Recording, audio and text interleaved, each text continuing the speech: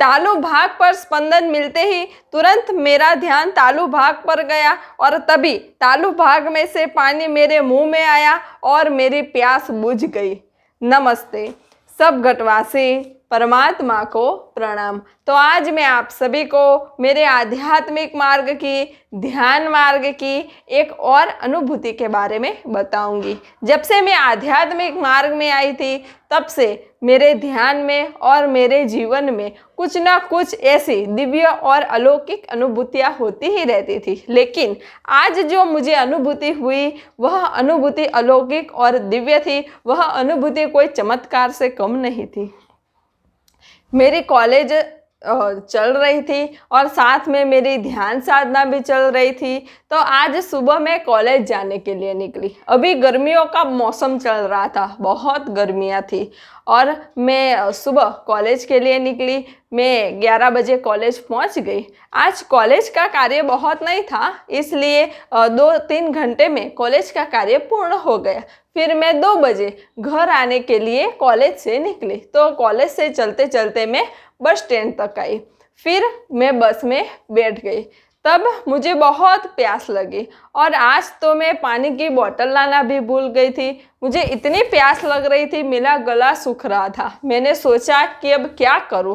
फिर मैंने सोचा कि अब क्या किया जा सकता है। अब तो घर जाकर ही मेरी प्यास बुझी थी, लेकिन मेरा गला इतना सूख रहा था और मुझे बहुत प्यास लगी थी। मुझे ऐसा हो रहा था कि कहीं से पानी मिले तो अच्छा, लेकिन पानी कहाँ से मिला जा सकता था। मैं तो बस में बैठी हुई थी और बस में बैठ के मेरे घर तक का रास्ता 1 से सवा घंटे तक का था। तो इतनी देर तो मुझे प्यासा रहना ही पड़ेगा, ऐसा मैंने सोच लिया। फिर मैंने सोचा कि चलो ठीक है।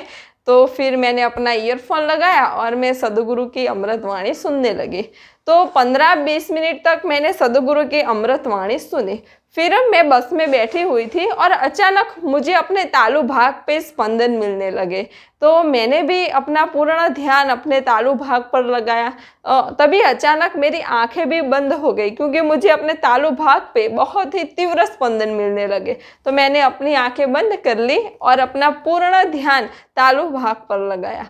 तो 2-3 मिनट के बाद मेरे तालु भाग में से पानी आया मेरे मुंह में और मेरी तो आंखें खुल गई। मैंने आंखें खोल दी कि अरे ये क्या हुआ, मेरे मुंह में पानी कहाँ से आया। तो फिर मैंने देखा तो मेरे मुंह में तो 1 घूंट पानी था। तो मैं 1 घूंट पानी पी गई और मुझे इतना अच्छा लगा, इतना अच्छा लगा। मेरे पूरे शरीर में जैसे शीतलता छा गई और मेरे तालु भाग में से पानी आ गया। मेरा पूरा मुंह पानी पानी हो गया और मैं तो एकदम आश्चर्यचकित हो गई कि ऐसा भी होता है, हमें अपने भीतर से पानी भी मिलता है क्या। मैं तो बहुत सोच में पड़ गई। अभी भी मुझे अपने तालु भाग में बहुत स्पंदन मिल रहे थे। फिर मैंने वापस से आंखें बंद की तो फिर मुझे अपने तालु भाग पे स्पंदन मिलने लगे और फिर से पानी आया। तो मैंने दूसरी घूंट भरी और मुझे अपने पूरे शरीर में शीतलता महसूस हुई। फिर मुझे तो बहुत अच्छा लगा कि अरे ये तो चमत्कार हो गया। मुझे पानी पीना था और मुझे अपने ही भीतर से पानी मिल गया, पानी मेरे ही भीतर था। और फिर मैंने फिर से आंखें बंद की और फिर से मुझे तालु भाग में से स्पंदन मिलने लगे और फिर से तालु भाग में से पानी आने लगा और फिर से मैंने 1 घूंट पानी की भरी और मेरी तो प्यास बुझ गई। ऐसा करते करते मैंने 3 बार पानी पिया अपने ही भीतर से। तालु भाग में से 3 घूंट पानी मुझे अपने भीतर मिला और मैं तो बहुत आनंदित हो गई। और वह तालु भाग में से जो पानी आया वो अमृत जैसा पानी था, इतना शीतल था, इतना ठंडा था और वो पानी मेरे भीतर जाते ही मेरे पूरे शरीर में शीतलता और चैतन्य ही चैतन्य फैल गया, जैसे वह सिर्फ पानी नहीं था, वह अमृत था। तो आज मेरी प्यास आज बस में ही बुझ गई। मैं पानी की बोतल लाना भूल गई थी तो परमात्मा ने मुझे अपने ही भीतर से पानी दे दिया। और फिर मैं फिर से सद्गुरु की अमृतवाणी सुनने लगी। मैं बहुत आनंदित थी, बहुत खुश थी कि ये तो कोई चमत्कार से कम नहीं है। और फिर थोड़ी देर बाद मैं घर आ गई और घर आकर अपना कार्य करने लगी।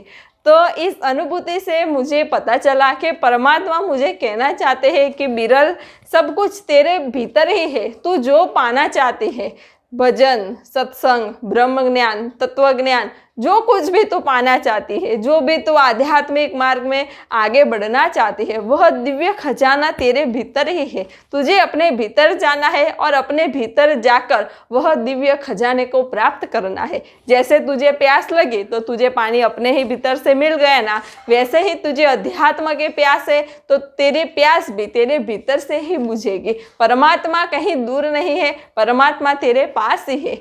ऐसा मुझे लगा कि ऐसा मुझे परमात्मा कहना चाहते हैं। तो मनुष्य के भीतर बहुत अद्भुत और दिव्य खजाना है।